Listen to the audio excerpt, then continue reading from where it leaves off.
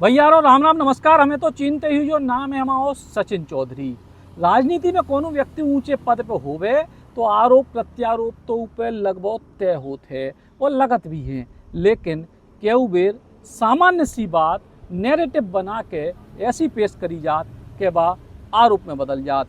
अबे हाल फिलहाल देश के एक मीडिया ग्रुप ने मध्य प्रदेश के मुख्यमंत्री डॉक्टर मोहन यादव के ऊपर जमीन खरीदी को लेके एक रिपोर्ट बनाई। हालांकि वो मीडिया ग्रुप ने सीधे तौर पे आरोप नहीं लगाओ, लेकिन जो बतावे की कोशिश करी कि मुख्यमंत्री मोहन यादव और उनके परिवार के पास कितनी ज़मीनें हैं। और इस रिपोर्ट में मीडिया ग्रुप ने परिवार के तौर पे मुख्यमंत्री के कई सारे रिश्तेदारों के नाम भी जोड़ दिए। काहे के परिवार तो हो खुद को, माता बाप को या बाल बच्चों को, जो आमतौर पर भारतीय समाज में माने जाते, लेकिन मीडिया रिपोर्ट में भैया भतीजे बहने सबको जोड़ जाड़ के कहानी रच दी गई और वही को आधार बना के कांग्रेस पार्टी ने भी आरोप लगाए। अब भारतीय जनता पार्टी और मुख्यमंत्री डॉक्टर मोहन यादव के लोगन के जरिए बाकायदा एक विस्तृत सूचना जारी करी गई है, जिसमें जो बताया गया है कि मुख्यमंत्री, उनकी पत्नी और उनके बेटा ने तो पिछले 3 साल से कोनो जमीन ही नहीं खरीदी और उनकी बहू ने एक ज़मीन जरूर खरीदी है, लेकिन वह भी जो उज्जैन को मास्टर प्लान है उसे बाहर है। काहे पूरी रिपोर्ट जब आप देखो विस्तार से। मध्य प्रदेश के मुख्यमंत्री डॉक्टर मोहन यादव और उनके परिवार की जमीन खरीदी पे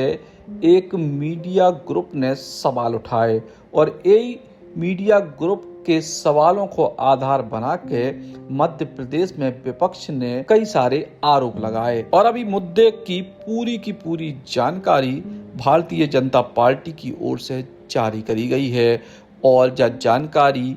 हर वो आरोप को जवाब है जो कांग्रेस पार्टी ने मीडिया रिपोर्ट के हवाले से लगाए। पहला आरोप जो कि मुख्यमंत्री बनने के बाद मोहन यादव के परिवार की जमीन बेतहाशा तरीके से बढ़ी है। अब कोनो व्यक्ति के परिवार में मूल रूप से को माने जात, या तो माता पिता, पत्नी या बच्चा। फिलहाल मोहन यादव के मूल परिवार में 4 लोग हैं और इनमें है स्वयं मोहन यादव, उनकी पत्नी सीमा यादव, पुत्र वैभव और पुत्र वधू शालिनी यादव। जो रिपोर्ट मीडिया ग्रुप ने जारी करी है वही हिसाब से मुख्यमंत्री डॉक्टर मोहन यादव ने 2023 में चुनावी हलफनामे में अपनी 17 एकड़ की जमीन घोषित करी थी और 2023 से अब तक उनमें कोनो बदलाव नहीं आया है। यानी पिछले 3 साल में मुख्यमंत्री डॉक्टर मोहन यादव के नाम से एक भी जमीन नहीं खरीदी गई। इसके बाद उनकी पत्नी सीमा यादव के नाम से 12.29 एकड़ जमीन हती 2023 में, जब मोहन यादव ने चुनाव लड़े तो और अपनो हलफनामा घोषित करे तो। और सीएम की पत्नी सीमा यादव के नाम से भी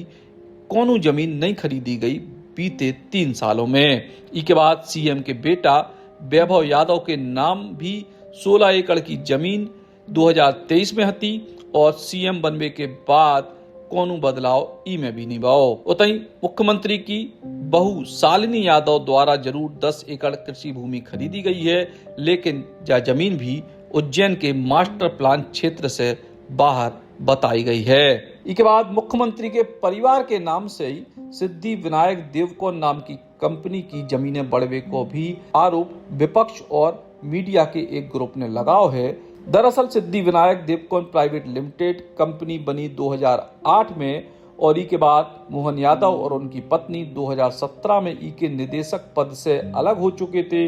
मार्च 2026 में अपने पूरे शेयर भी त्याग चुके हैं और कंपनी के पास नवंबर 2023 में 68.43 एकड़ जमीन थी, जो जून 2026 में घट के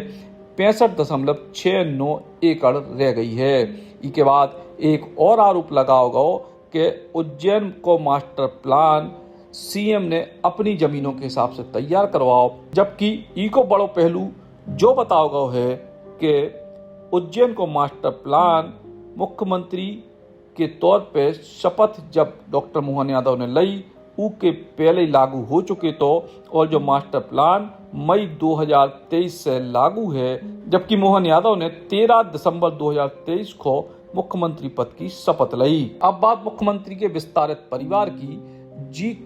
कोनो भी बात सीधे तौर पे मुख्यमंत्री पे लागू नहीं होते, फिर भी जो पूरा परिवार लंबे समय से जमीनों के कारोबार में है और वो भी आज से नहीं बल्कि लगभग 16 साल से, मुख्यमंत्री के चचेरे भैया ने 2010 में कंपनी शुरू करके उस समय 100 बीघा जमीन पे एक प्रोजेक्ट लागू करे। तो और ई के संग ही रही बात जमीनों के भाव बढ़वे की, सो उज्जैन ने महाकाल कॉरिडोर के बाद जी प्रकार से विकास के मामलों में प्रगति करी है, उस हिसाब से पूरे क्षेत्र में जो भी जमीन के कारोबारी हैं वे स्वतः रूप से ही बड़े फायदे में हैं, काय के जमीनों के भाव उस क्षेत्र में बड़े हैं और अब कुंभ को देखत भय भी उस क्षेत्र में जमीनों की मांग तेजी से बढ़ी है। फिलहाल जब पूरी की पूरी जानकारी आधिकारिक तौर पे भारतीय जनता पार्टी ने जारी करी है और प्रदेश अध्यक्ष हेमंत खंडेलवाल ने भी विस्तार से की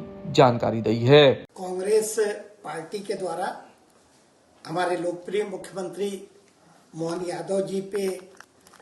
जो एक आरोप लगाए गए वो पूरी तरह गलत है। भ्रम की स्थिति पैदा करने का प्रयास कांग्रेस और उनके नेताओं के द्वारा किया जा रहा है। मैं समझता हूं कि इसमें बिल्कुल भी सच्चाई नहीं है। मैं बताना चाहता हूं कि हमारे मुख्यमंत्री के द्वारा जो 2023 में जो नामांकन उन्होंने दाखिल किया था, उस स्थिति में उनके पास 17 एकड़ की जो जमीन थी, जो आज उसमें कुछ भी परिवर्तन नहीं हुआ और वो 17 एकड़ की जमीन थी। उनकी पत्नी सीमा यादव के नाम से 12.29 एकड़ की जो जमीन थी, इसमें भी 2026 में कोई परिवर्तन नहीं हुआ। एक सिद्धि विनायक कंपनी जिसकी उस आरोप पे जिक्र किया गया, उसके पास 2023 में 68 एकड़ जमीन थी, जो जून में घट के मात्र 65 एकड़ रह गई और इसमें भी मुख्यमंत्री के द्वारा 2017 में इसके डायरेक्टर के पद से इस्तीफा दे दिया गया। उनके पुत्र वैभव के पास भी 2023 के पूर्व 16 एकड़ जो जमीन थी, उनके मुख्यमंत्री बनने के बाद उसमें किसी तरह का कोई परिवर्तन नहीं आया और ये सारी जमीन मास्टर प्लान लागू होने के पहले की थी। उनकी पुत्र वधू जिसकी अभी विवाह हुआ है, शालिनी यादव के द्वारा जरूर 10 एकड़ की कृषि भूमि खरीदी गई, जो कि विकसित जो मास्टर प्लान एरिया है उसके बाहर की थी। जो रिश्तेदारों का जिक्र उस आरोप पे किया गया है वो पूरी तरह से गलत है। मुख्यमंत्री और उनके परिवार का कोई उससे लेना देना नहीं है। उनके रिश्तेदार, उनका अपना स्वतंत्र अस्तित्व है, लेकिन मेरी जानकारी में यह आया है कि उनपे भी जो आरोप लगाए गए रिश्तेदारों पे, उसमें भी जो तथ्य दिए गए हैं वो पूरे गलत है। मेरी जानकारी में बताया गया है कि वे भी उस पे अपना स्टैंड लेंगे और जो उन्हें कार्रवाई करना है वे करेंगे। किसी लोकप्रिय मुख्यमंत्री को जिसके द्वारा प्रदेश के विकास में लगातार काम किया जा रहा है, इस प्रदेश को विकसित बनाने का काम किया जा रहा है, चाहे किसानों की बात करें, चाहे इंडस्ट्रियल प्रोग्रेस की बात करें, इस प्रदेश को, मध्य प्रदेश को इस देश के सबसे विकसित राज्यों में ले जाने का काम हमारे जो लोकप्रिय मुख्यमंत्री मोहन यादव जी कर रहे हैं, उनके खिलाफ एक षड्यंत्र का काम कांग्रेस पार्टी कर रही है। मैं कांग्रेस पार्टी पे यह आरोप लगाना चाहता हूं कि जब जब एक पिछड़े वर्ग का मुख्यमंत्री इस प्रदेश को मिला,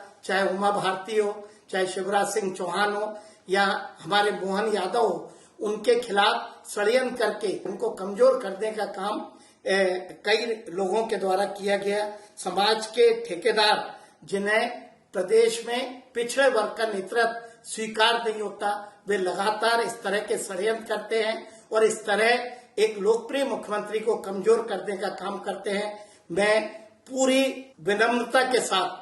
पूरी कड़ाई के साथ कांग्रेस के आरोपों का खंडन करता हूं और कांग्रेस को चुनौती देता हूं कि जब वो हमारे लोकप्रिय मुख्यमंत्री को जनता के द्वारा, उनके द्वारा जो विकास कार्य कर गए हैं, उसमें नहीं पीछे कर पाए, तो उनके द्वारा इस तरह के षड्यंत्र करके हमारी सरकार को, मुख्यमंत्री को कमजोर करने का काम किया जा रहा है, जिसे इस प्रदेश की जनता कतई बर्दाश्त नहीं करेगी। दरअसल राजनीति में आरोप प्रत्यारोप बहुत सामान्य सी बात है और कौनों भी बड़े पद पे जो लोग रथ हैं उन पे आरोप लगवो स्वाभाविक है और कौनों बड़े आरोप हों तो उनकी जांच भी जरूरी है। लेकिन फिलहाल जो मामला घोटाले की तरफ नहीं बल्कि जमीन के कारोबार पे बात करत है और ई के संग ही और ई को हवा देवे के पीछे भी भारतीय जनता पार्टी की अंदरूनी सियासत के चर्चा पूरे राजनीतिक गलियारों में गूंज रहे हैं।